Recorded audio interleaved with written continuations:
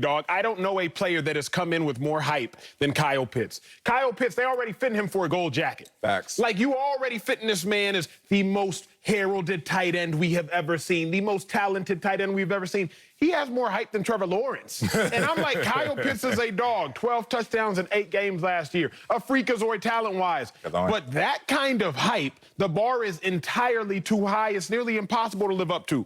I can't think of a football comp, Sel. I truly can't. Andrew Luck had a lot of hype, but Andrew Luck didn't even have the hype that Kyle Pitts had. Reggie Bush? Reggie Bush did. He did. The hype before we saw him in the league. He had hype, but this is different because we've never seen a tight end go this high. Facts. Like, we've never seen, and not only that, we've seen great tight ends ball who were drafted late. Travis Kelce, Zach Ertz, a second-round pick. We've seen tight ends do their thing that weren't drafted in the first round. So, for me, Kyle Pitts, I look at it like this, big dog. LeBron James had a ridiculous amount of hype, and he lived up to that hype somehow, some way. And exceeded it. But remember, LeBron's rookie debut, he had 25, 6, 9, and 4 steals. God. So, Kyle Pitts, what you about to do in your debut? Because you better have at least 5+ catches, 75+ yards, and a touchdown. You better have some sort of statistic line that shows us you're going to live up to the hype, because they're painting you out to be a combination of Tony Gonzalez and Shannon Sharp. Like, somewhere in between, that's how good you're supposed to be. And I've never seen that kind of hype, so Kyle Pitts, pressure's on him. That's a hell of a sandwich right there, boy. Put them two together. Oh, I'm going to go with Carson Wentz. I'm going to state the obvious right here, because in life, you never get a second chance to make a first impression. But in Carson Wentz's case, you definitely don't get a third chance to make a second impression. Think about that. What? Because Carson, if this doesn't go right, and I mean from hello, because everyone, including Frank Wright, is going to be on eggshells like, hey, Carson, you good, right? And he going to say, yeah, I'm ready. And just like when my kids come home, I was like, how was school? It was fine. I was like, oh, damn. I got to go deeper. I got to find out. Like, Carson Wentz on the outer surface is going to present everything that you want to believe in. The dude is talented. The dude's going to say the right things. He's going to be the leader for this franchise until he's not, until things go wrong. And once he hits that adversity, and please don't let it happen in game 1, everyone's going to say, there they go. Here he goes again. Think about it. That's what doubt is. There are two we always talk about in the game when you face adversity. The doubt birds always flying when something bad goes and something bad happens, you start to say to yourself, here we go again. But if you're a confident team, if you're a winning team or you have a winning self-esteem, when something bad happens, you're like, oh, here we go. Let's respond to that. I don't know where Carson Wentz's mindset is right now. Think about this. We already saw schisms in his mental. We already saw psychological fractures. They drafted Jalen Hurts. He sucked. Whatever you want to say about that. He didn't want to give the exit press conference in Philly. That's not good. He didn't want Philly to be there reportedly at the intro press conference in Indy. Okay.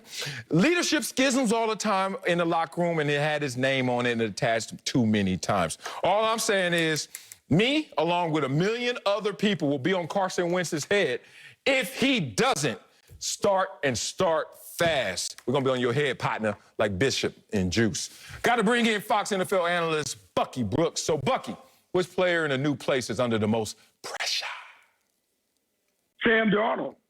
Sam Darnold's under a tremendous amount of pressure in Carolina. They ran Teddy Bridgewater out of Charlotte because they didn't believe that he could get it done. But they brought in a passer who statistically was worse than Teddy Bridgewater. We're talking about a guy who rates as the lowest passer with the lowest passer rating of 35 qualified passes. He's 35th. That's who they brought in. And everybody has given Sam Darnold the benefit of the doubt for 3 years. They've talked about the Jets didn't have the right infrastructure. He didn't have a supporting cast. His coaches didn't know what they were doing. All of those things to excuse the poor performance from Sam Darnold. Now he goes to Carolina. He inherits 2 1,000-yard receivers. He inherits Christian McCaffrey, who's been a 1,000 guy. He has a rebuilt offensive line in front of him, and he has a quarterback-friendly scheme that he's playing in, done by a college coordinator who's coming in, putting in an offense that should be easy for him.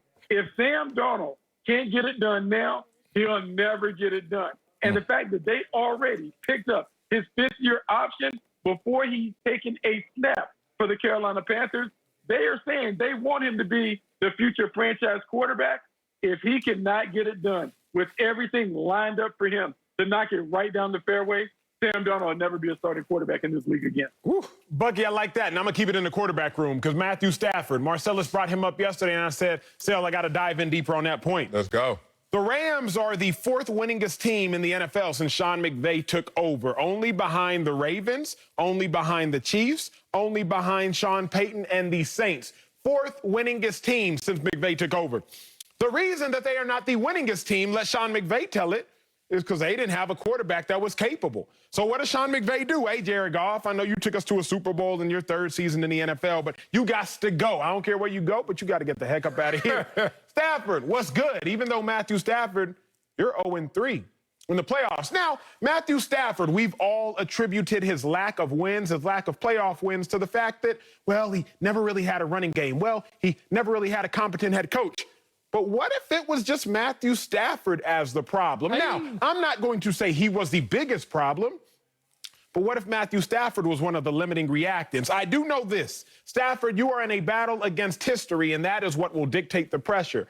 Because only 5 times have we seen a quarterback who's been in the NFL for 12 years without a playoff win. Only 5 times have we seen those quarterbacks find a playoff win. And none of those 5 quarterbacks won the Super Bowl. That is the expectation of you, Matthew Stafford, not to go to a Super Bowl because Jared Goff did that, but to win a Super Bowl. With that expectation comes pressure. Man, okay. I could dive deeper. I got another one. Let me look at my other pocket. Oh, Zach Wilson. What the hell are you doing up here? Zach Wilson. In the media market, oh, let me call that what it really is called, the meat grinder. Because out there, boy, they'll tear you apart, flesh by flesh, if you don't give them what they want in New York. Can Zach Wilson stop the bleeding of this organization? Can he return them to greatness like Mark Sanchez did? Yeah, I said it, damn it. Mark Sanchez. I know that's a low bar, but it's hard to clear when you're a New York Jet quarterback. Many have tried, and many have died. The Jets have had 22 different starting quarterbacks in the last 25 years. The temperature's going to be the hottest for him coming in as a rookie. They just got rid of Sam Darnold, who was a top 5 pick, for you, who was a top 5 pick. They eat their own when they talk about New York football players. No matter who you are not Teflon. Ask Eli Manning about that. Let's talk about who the Jets are. Let's talk about the circumstances he's going to find himself in. Because the Jets have missed the playoffs in 10 consecutive seasons. Lord, 5 consecutive seasons with a losing record. Goodness. Haven't won a division title since I was still playing, 2002. Finished last year with the worst scoring offense and total offense. And they're on their 3rd head coach in 4 years. Oh, Zach Wilson. Woo, man. Better send one of them prayers up, brother, because New York is waiting for you. Hopefully the hood doesn't take you under. I like that. Yeah.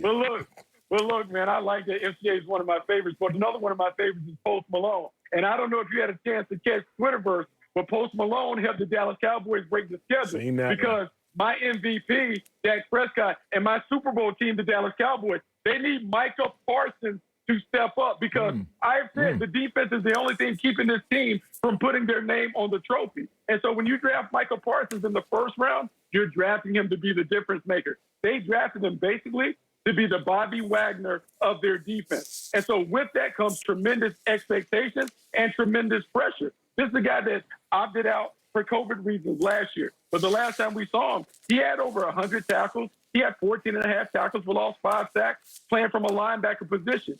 In Dallas, they need comparable numbers for this defense to get off the mat. Because if the defense plays well, there's no one that can stop this offense. And this offense is an offense that is Super Bowl ready. But defensively, they need number 11, Michael Parsons. He needs to pave the way. He needs to pave the way from day one for them to get it done. Bucky, I like that answer. I like that answer a lot. But you know why I think Micah Parsons might be immune from pressure? Because the average fan can't truly assess what great linebackers look like. We know Luke Kuechly was really good when he was playing. He made a ton of plays, got a ton of picks. We know Ray Lewis was good. We've been told Bobby Wagner's good. I'm speaking from a fan perspective here, right? Right. We've been told that. But for the most part, the average cat can't really name the top 5 backers. Nobody's out here naming Fred Warner. Nobody's ever talked about Levante David. We've been asleep on Roquan Smith. I play backer, so I know. Sal, you play defense, you know. Buck, you play defense, so you know. Yeah. But Micah Parsons, we won't be able to properly identify what a good season is. We'll properly identify what a great season is. Let him have